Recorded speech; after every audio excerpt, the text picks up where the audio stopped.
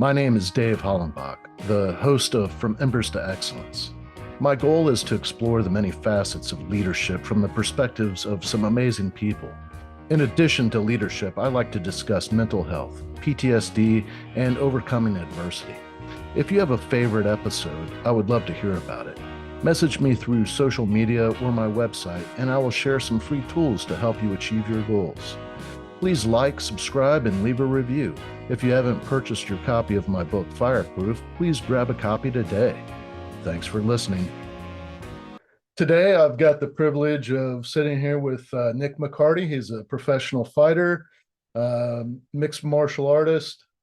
Got to meet him a few years back, and this guy is a badass. So back in 2015 is when you started training with Brazilian Jiu-Jitsu. 2018, you had your first amateur fight. Then since then, you've had 15 fights, and you went pro. You've had 3 pro fights. You lost your first one, and then the next 2 you've won. So that's pretty badass, man.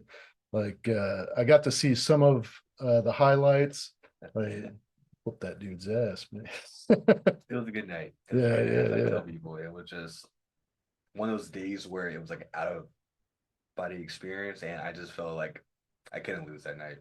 And what about the first pro fight? Was that, I mean, because that's pretty common to, like, you always see new fighters, they'll lose their first pro fight. Because, I Right. mean, that's like the big show right there. Yeah.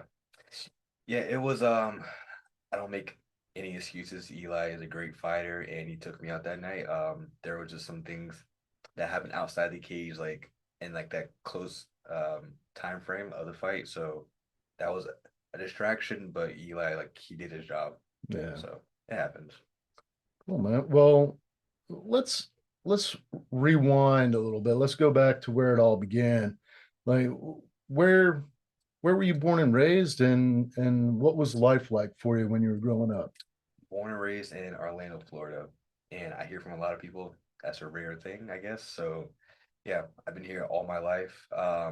Life, I like to think that I had like a normal childhood, not like the most extravagant lifestyle, but it was my mother, like my brother, my dad, and we're just a tight unit. Cool, man. Well, so I'm native Orlandoan as well. Two Like, peas in a pod. yeah, where'd you go to high school? Um, Freshman, sophomore, Edgewater, and then junior, senior in Jones High School. Shit, man. So I graduated from Edgewater. Nice. Small Yeah. world. All right, cool, man. Yeah, my freshman sophomore year, I went to Lake Howell, and then my junior and senior year went to Edgewater, and that's where I graduated in '92. But you're much younger than me. 2012. Yeah, okay. Uh, cool, man. Well, what what was it that inspired you to go into Brazilian Jiu-Jitsu? And then, like, part of it, like, I know I kind of all over the place with my questions right now, but in high school, did you wrestle? Did you play football? Any sports or anything? So in high school, varsity volleyball at Edgewater, and I would say I'm always been very active in sports, like all throughout life. It was always basketball usually, on like the parks and playgrounds, all the fun stuff. A little bit of football, a little bit of soccer, a little bit of track. So I always been very active. All right, cool. So, let's see, graduated high school in 2012, and then 3 years later, you went into Brazilian Jiu-Jitsu. What did you have, like, friends that were doing it, or? Not at all. So right after high school, I went to USF for a couple of years. I didn't finish there, but I came back home and I'm like, all right, I still want to be active, but I don't want to play basketball anymore. I'm like, all right, so what can I find? And I was watching like the UFC a little bit, Anderson Silva, Nick Diaz, and everybody. I'm like, all right. So I hear like this Gracie names. Let me just search Gracie, and I was fortunate that I think 15 minutes from my house, it was a Gracie Academy, like the one on North Mills. Started there. I tried it out. I'm like, I love it. Let me Cool. just keep on going. Yeah. Mm, All right. So in in 2018, that's when you had your first amateur fight. yeah. Was that mixed martial arts or was it a Mo- BJJ? That was Muay Thai. Muay So Thai. I competed in jiu-jitsu since pretty much 2015. So maybe like 6 months after I started, I'm like, all right, I want to compete. And I've been pretty active, but then I got the bug to like punch somebody in the face. So I'm like, all right, let me try Muay Thai now. Awesome, man. So, and this is something that was really cool about the gym that we met at.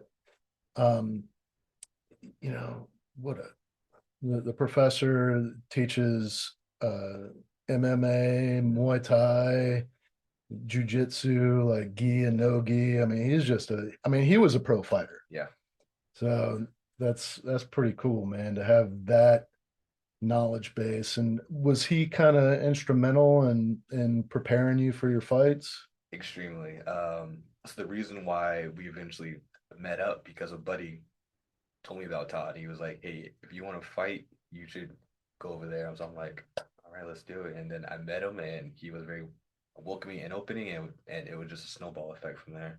Yeah. So who we're talking about is Todd Broadway. You can Google him. He looks a lot different now than back then. So he's a tall dude. But like the stuff that like the videos that I've watched of him, he's all clean shaven and Yep, built. He's jacked, and now dude. he's like nice and trim. Got this huge like hillbilly beard. Yeah, with the matching gear, dude. His whole face is just covered. It's awesome. Yeah. So now, so you started training with him. Okay, when did you start training with him? I would probably say like around that 2015 time. So I know after I started training with Todd, I want to say maybe like 3 or 4 months afterwards, I had my first um Muay Thai fight.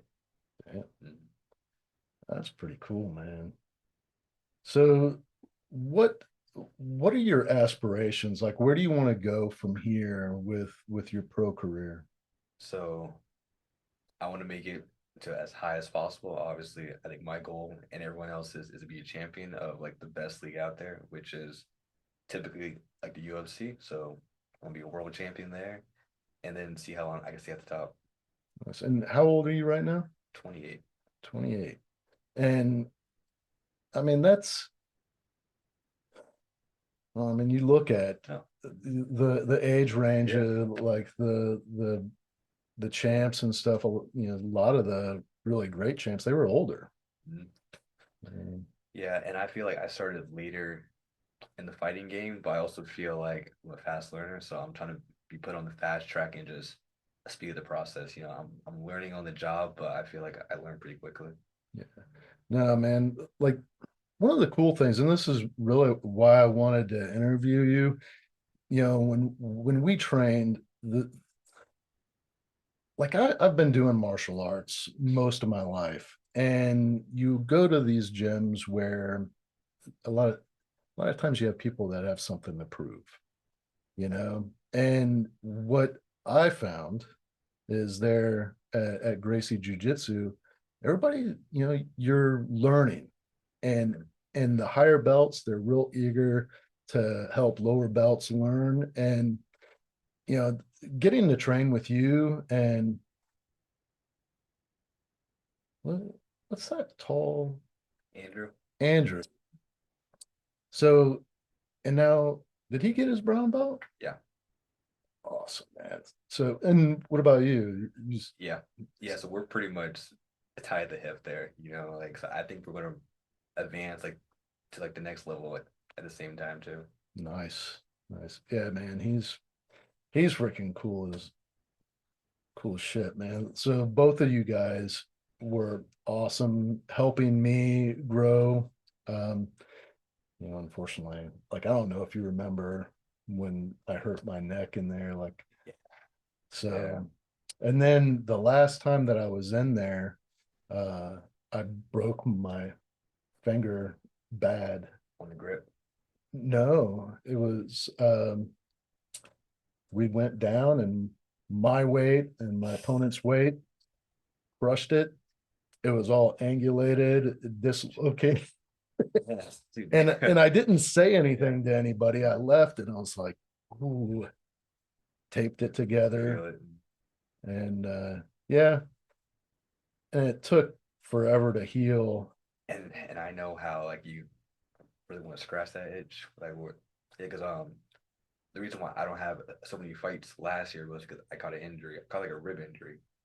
Took forever to heal, and it was Yeah. like, all right, I'm good. And then I go back in, and then it's like, nope, no, you're not. So yeah, I know what you mean. Who are you fighting through Combat night. Combat Night? And they're based in Florida, right? Yeah, yeah. Cool. It's a pro am kind of promotion, but they're if not the top, probably like top two or three promotions like in Florida right now. Yeah, they're really growing and building. Yeah, man. So I follow them on Instagram and get to see a lot of like really cool highlights. That's where I saw your highlight from your last win. Pretty freaking badass, man. So like when you transition to like a bigger stage, say, well, what is the process for that? What does that look like? I mean, I'm guessing there's scouts that scout talent in the pro I, am I stuff. think like a lot of that is on the internet. Tell the truth, like you have like a viral moment, or like you are just famous on like IG or something. People hear about your name, and then like they want to check you out more.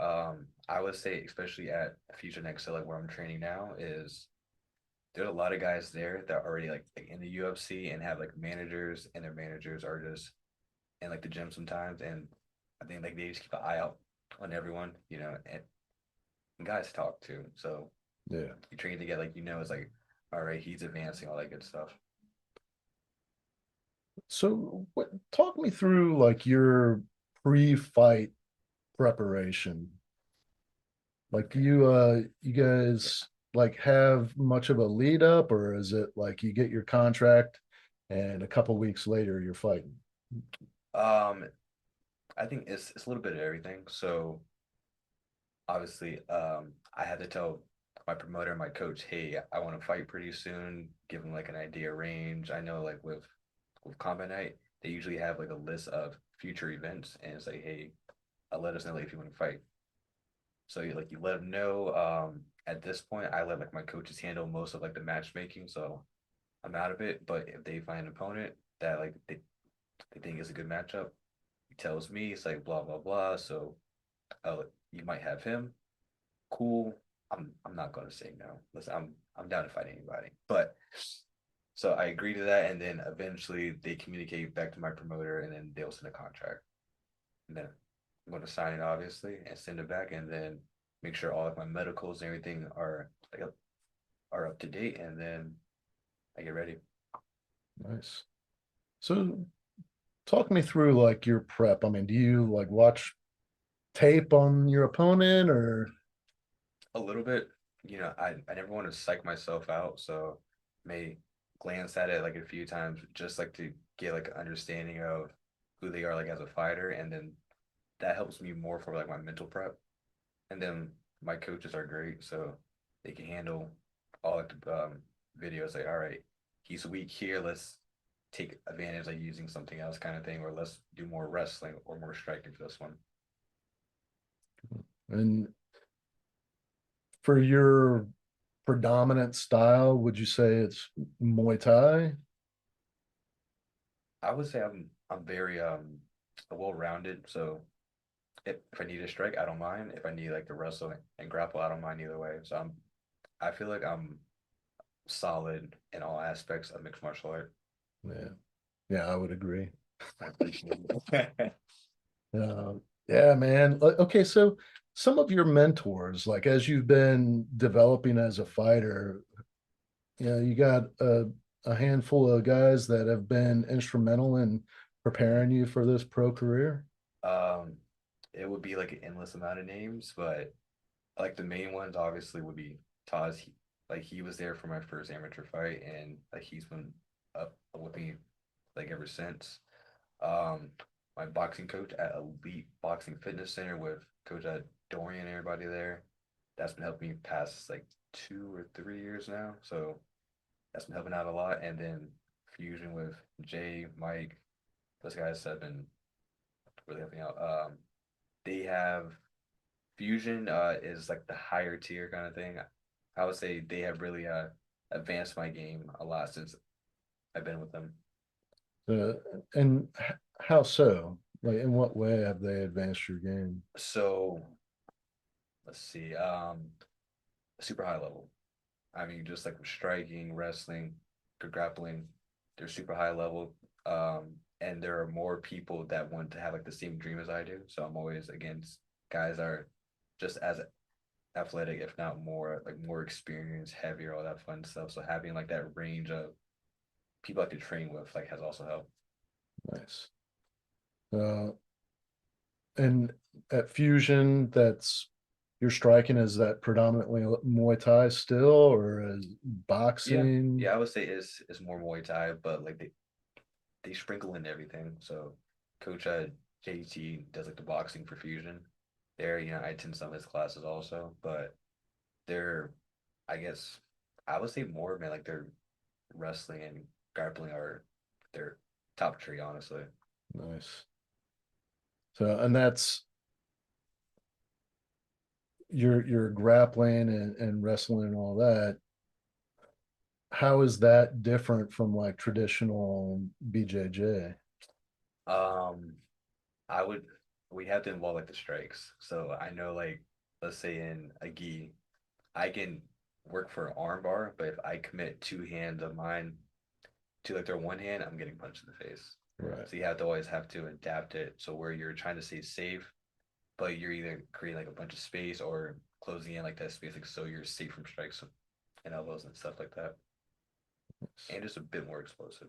Yeah. Mm, If you were to talk with a young fighter or somebody that's just now getting into mixed martial arts, what advice would you give them? the biggest thing I would say is stay consistent. But show up every single day, like even though like you feel like crap, even though like you don't feel like training, all like the days eventually add up. So you gotta push through. Obviously, if you're hurt or sick, or take your time off. But if you can physically work and train, you gotta train. Yeah, Mhm. nice. And for those listening that are in Central Florida, like where would you send people to get started? To get started, honestly, man, I think Orlando is such a great area for martial arts. You can find any gym, and it's gonna be a good start. But I'm also biased, so I'm gonna say Fusion XL, Gracie Baja, and Oviedo, and Orlando, and those be my main supports. Yeah. Before we wrap things up, I want to dig into leadership and talk a little bit about self leadership, discipline, motivation. You know, what is it that motivates you? What is it that drives you when you're hurt, when you're not feeling like training? What is it? Because it's got to be more than just wanting to be a champ someday. Mhm. So Um, I think obviously it's about being a champ someday, but I'm really competitive, so I enjoy winning. It's like actually even more than actually winning, I just love having a good match. If I can find someone that can push me to my extreme and it takes all of me and then I still win, that's like the best feeling in the world. yeah, Yeah, I would say that. And then like my family too is, like I said earlier, I have a very tight knit family. Unfortunately, I lost one of like my close members. So he gives me motivation like when I fight too. So I'm like, he's not here, so I have to be like the best person I can be. So I use that like as motivation. who are you referring to? My younger brother. Mm, You lost your younger brother. That was close to your first fight or your first pro fight, right? Actually, amateur fight. We lost him in 2017. Okay. Mhm. Yeah, so it's interesting, man. We've never had this conversation, but I lost my younger brother in 2010.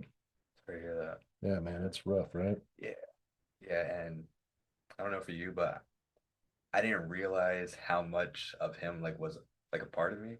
Yeah, And when he was gone, I'm like, man, it's a it's a void right now, and I don't know how to fill it. You yeah. know? So, yeah, man,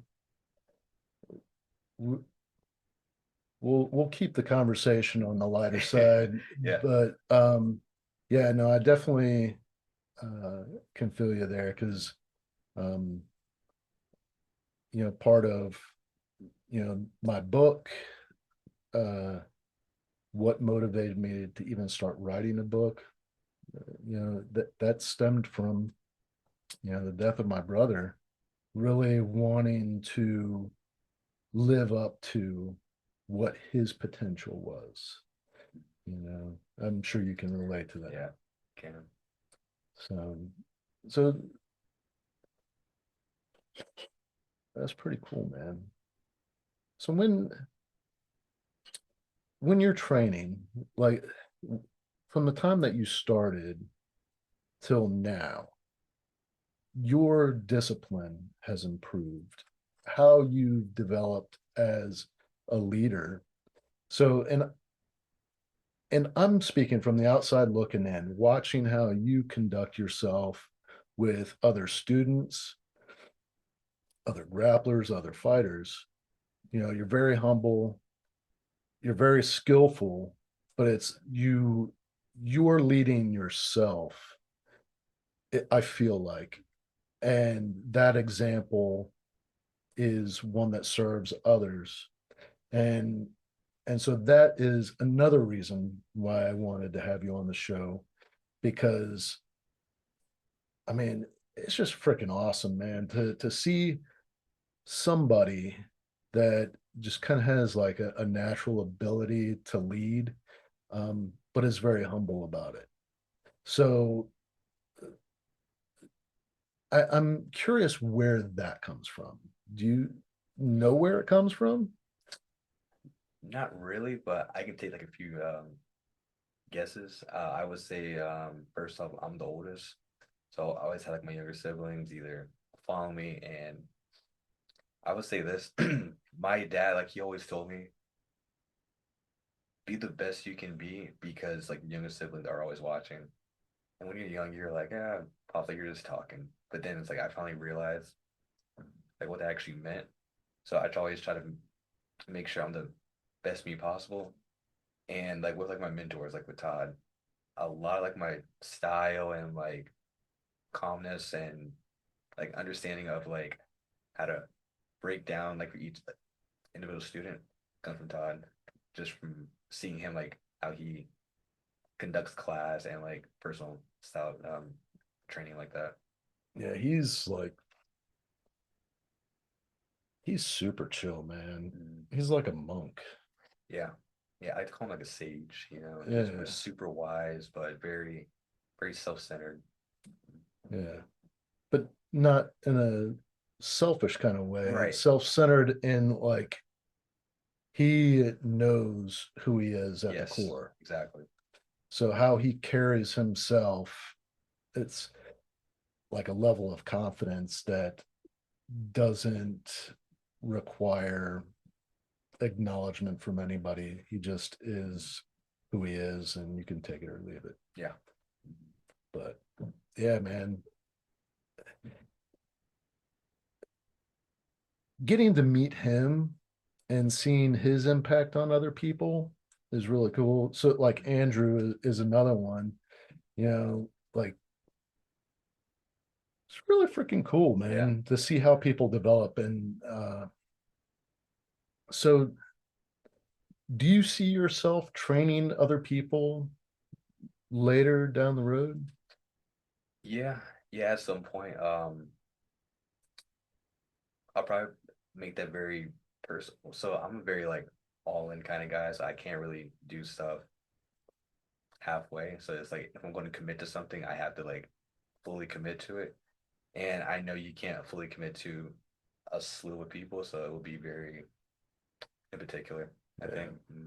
Let's talk a little bit about your self-discipline. What is your routine? Let's see. Wake up immediately. Just I like to stretch in the morning. Have a cup of green tea, 2 tea bags with 2 teaspoons of honey, organic honey, every single morning. Cold glass of water, breakfast, which is now usually eggs and toast. I keep actually things pretty consistent just so I not think about what I want to eat, like what I want to do. So like my breakfast is always the same. Lunch is oatmeal and eggs. Lunch is my only variable. So I think I live my life in a very similar, similar, maybe a strictish way, I guess you could say. And that's what I'm used to. It's very easy for me. Yeah, I don't have to put like any effort to be like, all right, I have to wake up at 7:30 in the morning. That's just like when I wake up, I keep it moving like that. And what do you do outside of training for fights? Teaching people. Yes, I'm in the gym all the time. You know, Yeah. yeah. At this point, I love it. And like, when I'm not there, that's when I feel like off. I'm like, man, I have like this burst of energy that I need to like expel, and usually it's me just being in the gym training. But outside the gym is it's usually family time. Yeah. Like with the folks, my cousins, brothers, sisters. Very, very low key. I know that you've faced adversity and you've overcome adversity. Can you talk a little bit about that and how that experience has made you stronger, or how has that impacted your life? Huge. Because when I lost that first pro fight, my my overall leg was also fractured. So that whole night was just like a blur. Like they rushed me off to the hospital. I saw like my family like literally in tears, and from that point on, I'm like, all right, that can't happen again. I can't see like my family like that. So that's why also I made the switch to fusion because I just need to change. But also seeing my family like that and just experiencing that kind of injury, all the stuff I had prior to the fight, I'm like, all right, I need to just figure out myself. I need like to reevaluate like everything. And a lot of it is just I had to, I guess, from all those events, I had like ingrained fear, I guess, that I didn't realize, and I had to do like the mental work to get past it and realize that things are okay. Less of the fight, more of like what I put like my family through, and then like my incident prior. So just trying to make sure that I'm centered, that I'm not going off to the extremes, that I'm comfortable in my own skin again. So it was just a lot of a visualization, just rehashing those thoughts and just making sure that I'm fine with it. Yeah, can you talk a little bit more about that? The visualization Yeah. and doing the mental work? Yeah. So I know just fighting wise, so I guess you say I could get like anxiety about fighting or fighting in front of people. So like what I would do, I would go to a sauna and just try like to put myself in those situations that give me like give me like the most stress. And the back just waiting for your name to be called. Like it's fight day and you're fighting at 7 o'clock. So you're like thinking all day about, man, I gotta fight. And then you get just nervous and then you get like a high confidence and then nervous again. Or at least for me, I go through like a range of emotions where I'm like super high confidence and then I'm like, why am I here? Why do I like getting punched in the face? And then I'm like, all right, man, I love this stuff. And then I'm like, no, I hate it. And it's just a back and forth. And then eventually I get even kill. So it was a lot of just going through like my memory bank and it's like, all right, my last fight, I was in the locker room. I felt nervous. Why did I feel nervous? And just making sure that I like stress my body out so I'm used to it. And that's gonna be my goal for every single fight. just shocking. Like my body is saying, it's like, all right, so visualize like the walkthrough, people screaming on both sides of you, your music playing, your coach is behind you, like your family off somewhere, the camera in your face. Visualize all of that and get used to it. Make it fun. Like it shouldn't be nerve wracking. It should just all just be an experience. And I don't want to attach myself to winning or losing anymore. I just want to just have fun, express my martial art, and just see what happens. It's pretty cool, man. I can't remember if I was on his show or if it was, no, it was when I interviewed him. So I interviewed this guy. Um, he is the host of the Cowboy Perspective. He's like this Texas dude, and he was telling me about one of his heroes, this rodeo guy, you know, that was the most accomplished rodeo cowboy, like Okay. just had won all the awards, had done more than anybody else, and never got nervous. And it was like they would they would ask him, like what's your secret? And like, I don't know. I mean, I really don't care about any of the Yeah. awards. Like I do this because I love it. It's Mhm. this is what I like to do. And having that kind of mindset where it doesn't matter if you win or lose, I think takes a lot of that anxiety out of it. But man, it takes a special kind of person to like be able to compete at a very high level and not get anxious about it.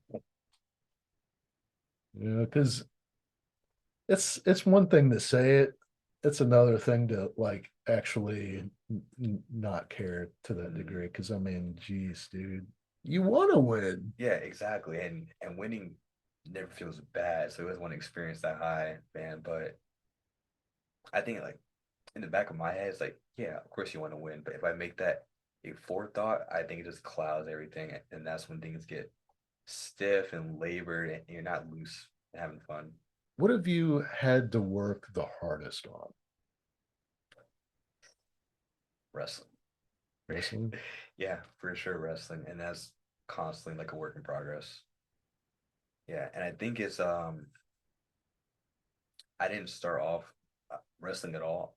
Honestly, I would say I started wrestling like the latest. Started jiu-jitsu 2015, a Muay Thai maybe like a year or two after that, boxing after that. But wrestling was sort of something where, especially in a jiu-jitsu academy, a traditional one, where it's not the focus because we have the gis and lapels. There's like other takedowns you would go for, like sweeps, foot trips. So when I started the wrestling, it was tough. Yeah. Tell me a little bit more about that because you train no gi. I mean, is that kind of the wrestling? Like, how does that compare to the wrestling that you're talking about? The wrestling that I'm talking about, it's it's their technique, but it's also like their mindset. They just don't stop until they get what they want. You know, like in nogi, like you could be more fluid and you don't mind giving up space because you're just going to like sweep and reverse all that fun stuff. Wrestlers want to take, let's say, everything, like your space, your comfort, and until like they get to that spot, they're not stopping. And just like the nonstop pressure and you trying to defend and everything, it wears on you. Yeah. Yeah. So I wrestled in high school and going from that to BJJ, Mm, like I can say that it's a different mindset, yeah. like Mm, relaxing. And that's the hardest part of it for me mm, is being able to relax when I'm on my back because as wrestling, yeah. you never want to be on Yeah, your back. exactly. You're losing it, like if yeah. So yeah, it's tricky. with the whole staying calm, man, that's a Todd special. Nasal breathing. Yeah. Breathe out your nose, calms down your heart rate, and you can clearly see everything in action. But yeah, like that resting pressure is no joke, man. Because yeah, I've been under some guys where they're just like, yeah, I have everything right now. I'm just like, crap. Yeah, so stuff. Cool. So is it like Olympic wrestling, Greco-Roman freestyle that you're like mainly training with? Mostly freestyle. Yeah. Yeah, because like with freestyle, it's easier to translate onto a cage also. It has to be out in the open or on the wall. Yeah. Cool. That's pretty cool, man. It's interesting because I never really like. I mean, you see the fighters in the UFC that were, either Olympic wrestlers or NCAA wrestling champs. Like, I mean, there's some badasses, but if they don't have jujitsu in their toolbox, they get annihilated, you know? Yeah, yeah, but the even scarier ones are like the wrestlers that have that same jujitsu. Like they realize that like they need a full package game, and like once they have it, man, it's Yeah. yeah, ridiculous. So that's what you're developing now. That's the goal. Yep, work in progress. Badass, man. So it could be March. Your next fight could be March. And where will that be? That would be near Disney at the Carib Royale. Nice. Yeah, they've had a couple fights there that I'm aware of, right? Yeah, some MMA, some boxing also. I've been there before. Nice. So do you compete in boxing as well? I have not. No. They only train. Yeah. Mm, yeah, it'll be fun, but I don't want to be like a can or anything. So if I was to compete in boxing, I would be like, all right, I need like a few months just doing boxing because it's a whole nother style from MMA. Yeah. Yeah, for sure. Could you, like this is something that I Yeah. always kind of wondered, like if you go from Muay Thai to just strict boxing, like being able to turn off the elbows and the knees and all that stuff, you know? Honestly, that's not even like the hard part, to tell the truth. For me, it was like the speed. So like in Muay Thai it's like jiu-jitsu, like you're very loose, you relax, and then you explode like when you want to. Boxers are very twitchy, very twitchy. We're just like, all right, yeah, they're here, and all of a sudden, pa, and then it's like, wow, I got hit, and then I got hit again, again, again, again. So yeah, that was the hardest part for me was like that change in speed is like just jabs by himself. I couldn't see anyone's jab for the first maybe like 5, 6 months. Where I'm Yeah, like, all right, I got hit. That was probably a jab. So we try to move my head like a little bit more. yeah, it's pretty cool, man. So, you to go back to talking about leadership, when I mean, do you see how your presence in the gym affects other people? I do. I Yeah, do. Yeah. Especially when I was there more often, everyone like would just see me just there on a consistent basis, always just trying to work, like and even after class is finished, just working on something. And always I'm super open. If someone that wants to ask a question, I'm an open book. There's no secrets with me. There's like, hey, like how do you do this? This, and this. Hey, so you did this. All right. So you would beat me by doing this, frames here, scoot out here. So yeah, I try to be just very open and just nose in the dirt, just work. yeah, that's pretty cool. And uh, you know, I've interviewed, geez, man, so many people now, but some really incredible leaders and the lessons that are taught in leadership.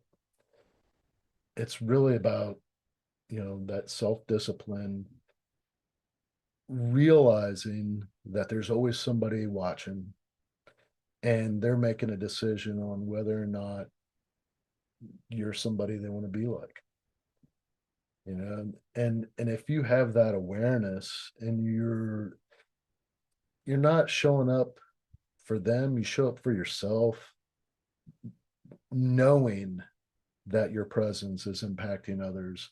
And then when you have the opportunity to help somebody else develop and being so open like that and giving, I mean, that's huge. And if leaders and I'd say leaders, because but there's great leaders, there's good leaders, and there's some really shitty leaders out there. And if people in charge, had that awareness and worked really hard at being more open and giving to their people, it changes everything. Yeah. Well, Nick, I really appreciate you taking the time with me today and sharing with the audience. And for everybody that's listening, if they want to check you out on Instagram or Facebook, where they need to go. Instagram, Facebook at @big_little_Nick. All right. Now I'll have his links in the show notes, so you guys definitely check him out. Take a look at some of the highlights and combat MMA. Is that it? Combat night. Combat night. Yeah. So, and I think you share some of the videos from them as well, so that you can find them through his Instagram and Facebook. So yeah, definitely check it out. There's some pretty cool fights. And if you're in Central Florida, definitely, think about coming out to the Caribe Royale in March to see Nick get on with his fourth fight. Sir. And that's thanks a lot, pleasure. man. Thank you, man. Yeah.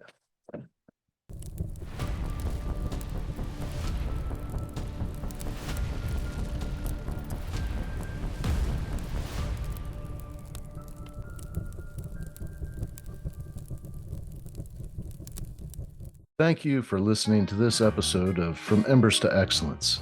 Please visit hollenbachleadership.com for additional content, and don't forget to like, subscribe, and leave a review.